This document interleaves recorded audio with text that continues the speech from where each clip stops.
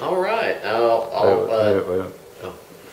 Okay, this is Gary Hart of Austin Property Inspectors. He just finished up the inspection and termite inspection, home inspection for Bushmills. So, Gary, what's sort of your summary of the situation here as you found it? I'm going to type up everything here, but just to give you a little verbal summary here, underneath the kitchen sink, there's some electrical tape wrapped around one of the supply lines to the sink faucet. I'm going to call that a temporary repair. There's an empty bucket under that area with no water in it. I didn't see any dripping right now. Up at the front right corner of the front yard is where the city water meter is. Right next to it is your homeowner's water supply cutoff valve. The tip of that handle is visible, but the valve itself is just buried under some dirt. Just needs to be cleaned out. That's just a regular maintenance recommendation. Over at the left exterior wall at the bottom of the fireplace, there's some wood rot at the trim. And then up on top of the roof above the second floor, there's some wood rot at the trim around the chimney cap. And then on the back porch on the far left side, there's a little bit of wood rot at the bottom of the siding. And also at the center area of the right wall at the bottom edge of the siding. And then we're at the front porch on the right side where it meets the garage. There's some wood rot at the eave there. Right above that eave, there's a little section of what we call transitional flashing and counter flashing that's missing at that location. I got a picture of that. I'll put a little cloud comment pointing specifically to where the missing section of transitional flashing is. Modern code thing on the outside water hose faucets, there's no backflow devices installed on them. I can go into that in more detail if you'd like. You're more than welcome to call. They're $5 at Home Depot. Where the rear porch roof ties into the wall, they have L transitional flashing there. The top of that L flashing is an inset into the siding. The backyard does have a slope somewhat towards the foundation. We like to see grading and drainage slope away from the foundation. I'm just going to recommend monitoring the drainage at that area. Gutters are always a great idea for any home. Over at the right wall, the electrical panel has a little tree growing right in front of it. Technically, we're supposed to keep clearances in front of panel boxes clear. The dryer vent has a bunch of lint built up in the vent cap, and it just needs to be cleaned out.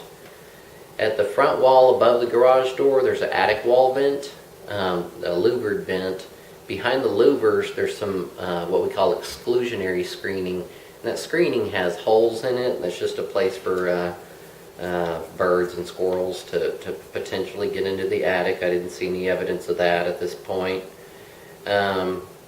At the front exterior wall, at the inside corners of the eaves, where the eaves meet the roof lines, the trim is basically the squirrels chewed it up. I got a picture of that. The AC condenser is a 1995 Train 3-ton system.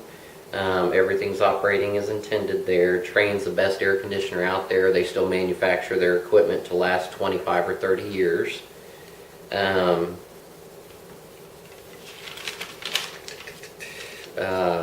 The family room front exterior wall window, just some caulking around the windows and the faux shutters is recommended. Over here at the oven in the kitchen, there's not what we call a child protection anti-tip device installed on it. That's on every inspection report. Evidently, children crawl on top of the oven door and the oven will tip over, so there's a little bracket that can be mounted to the floor there to prevent that specific occurrence from occurring. The kitchen right wall, the stove side outlets aren't GFCI protected, ground fault circuit interruption. When they built the home, that wasn't a code. It would have been just 6 feet of the kitchen sink. Now today the code is all the outlets above the counters in the kitchen, and then that right wall rear outlet is just loose. Microwave is okay. The dishwasher, there's 2 screws up underneath the countertop that fasten the dishwasher in place, and one of those is missing, so just the dishwasher isn't secured in place. Behind the washing machine in the laundry room, where the supply lines connect to the washer hose bibs, the supply line connections are all corroded. The garage outlet is a GFI style outlet, and it has power, but it doesn't trip test to be GFCI protected, so just that safety function of a GFI outlet isn't operating, but it's still operating as an outlet, so that's more or less a false sense of security. Subsequently, the placement of that outlet typically also protects the electrical outlets at the porches and in this home, as well as the bathrooms. So those locations don't have GFCI protection, but typically just changing out that one outlet will protect all the other locations. There's a brand new thing out that they just added to our standards of practice in 2009 called AFCI protection, arc fault circuit interruption. And only new construction has it, so as a result it's on every home inspection report because they just came up with this new electrical feature. But basically these new circuit breakers sense sparking. After a certain period of time, the wiring connections at outlets are the number 2 leading cause for fires that start in a home, evidently. And these new circuit breakers just sense sparking. At the garage door, anytime a garage door opener is installed, there's also that manually operated lock on the door. We just recommend disabling the locks on those just so no one locks the door. Later on, someone else hits the button to open the door. If it's locked, then it'll tear something up. That auto reverse safety function only works when the door's closing. Here at the dining area, the ceiling fan operates and the pull chain is fine, but the little knob where the pull chain goes into the housing is broken. If you're OCD, it'll drive you crazy. Downstairs half bathroom, actually all the bathrooms aren't GFCI protected. We just talked about that. At the fireplace, there's some creosote built up in the chimney flue. Just recommend a chimney sweep. Come and clean that out. Up at the AC closet, outside of the master, a modern code for gas furnaces. Right now the gas flex line goes into the housing. Nowadays they recommend hard piping that gas line to the outside of the housing. Someone at some point has taken some flex insulation and put it around where the gas flex goes through the housing to protect it. And it looks fine right now, but in older homes, when the AC or the air handler unit is running, sometimes they can vibrate. This one doesn't.